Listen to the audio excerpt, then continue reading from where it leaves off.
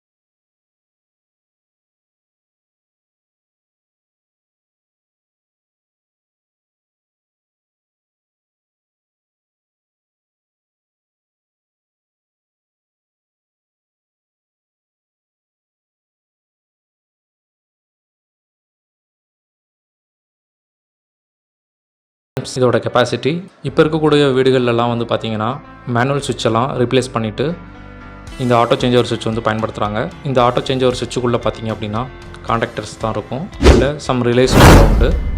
அந்த காண்டாக்டர்ஸ் மூலமாக தான் நம்மளுக்கு வந்து சர்க்யூட்டை வந்து ஒரு மெயின் சப்ளைலேருந்து இன்னொரு சப்ளைக்கு வந்து சேஞ்ச் ஓவர் ஆகுது. இந்த காண்டாக்டர்ஸ் தான் வந்து இந்த ஆட்டோ சேஞ்சர் சுவிட்சுக்குள்ளே இருக்கும்.